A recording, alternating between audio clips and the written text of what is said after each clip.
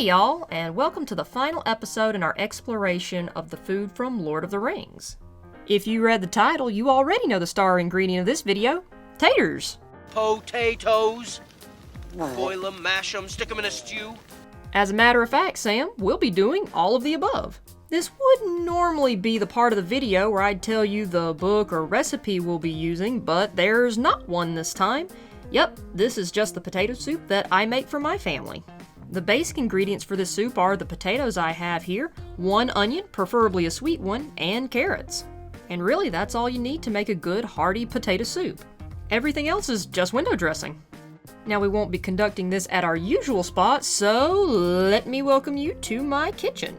Get out a good sharp knife and a cutting board and get to work dicing your veggies. You don't have to have them a specific size or anything, just get the pieces as small or as big as you prefer. Here is where I add my first extra. I use garlic in just about every soup or sauce that I make.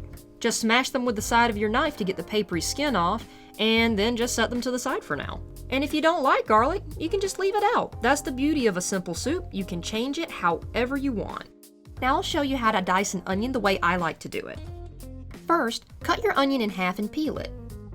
Then, make quite a few vertical cuts down the front of the onion. I like to use the little ridges in the onion as a guide, but don't cut all the way down to the root. Trust me, leaving the root intact actually makes this a whole lot easier. Then, turn your onion and cut straight down across those vertical cuts that you made earlier. Simple as that. Then peel and roughly chop your carrots. And, of course, your potatoes. Now these guys are ready to go in the pot. But we won't be boiling or mashing them just yet. Before that, we'll need to saute the onions and the garlic.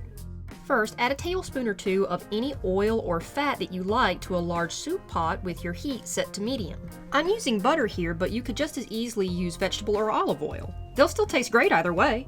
Now dump in your diced onions. What we're going to do here is just get these guys to a translucent stage. For folks out there that aren't quite familiar with what that looks like, they'll be cooked down to a texture soft enough to squish with the side of your spoon, but they won't be browned. If you've gotten to the stage where they have turned brown, that's called caramelization, and it's equally as delicious, but just not what I do for this particular recipe. Once those are good and soft, crush your garlic over in there.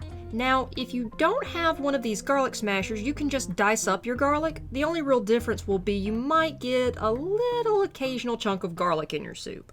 Immediately after adding the garlic, go ahead and dump your carrots in and continue sauteing until it smells really good. Once that happens, then dump in your potatoes and give it a good mix.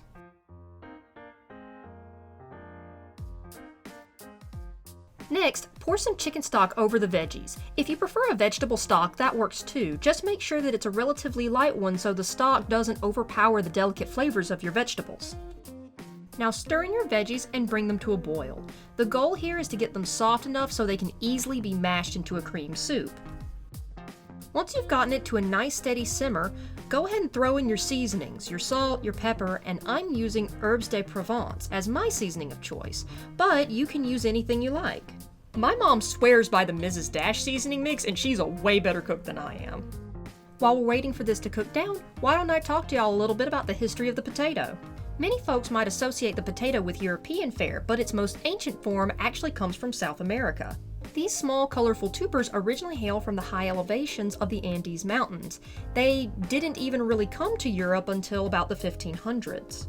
The variety that was the most likely ancestor of our modern spuds is the Andingina potato, coming over and being transplanted into Europe's soil and then adapting to the new warmer climate and the longer day-night cycle it found itself in. From there, selective breeding led to the most common varieties that we are used to today, but it took it a long time to get to that point. Even as late as the early 1770s, many Europeans were afraid to eat potatoes. It was even illegal to cultivate them in France until 1772 because of the false belief that they caused leprosy. Thankfully, they eventually got over it, and now everyone the world over can enjoy some form of these tasty tubers. Okay, these guys look like they are just about done. When your veggies are at the softness you want, go ahead and turn off the heat and let them cool down just a smidge. Now I'm going to use my immersion blender to puree this soup. If you don't have one, that's okay. You can always just use a stand blender or a good old-fashioned potato masher. Once you have it blended as much as you like, get out your cream of choice and just pour it right on in and stir it together. I'm using a combo of milk and heavy cream. Now, if you're vegan, you can use any non-dairy milk and that will work just fine too. And with that, you're done. Just top it with a bit of cheese and now you have a hearty Samwise Gamgee approved potato soup. That's all for this episode, folks. Thanks for joining us and be sure to come back next time for another fantasy series blast from the past, Redwall. Until then, take care.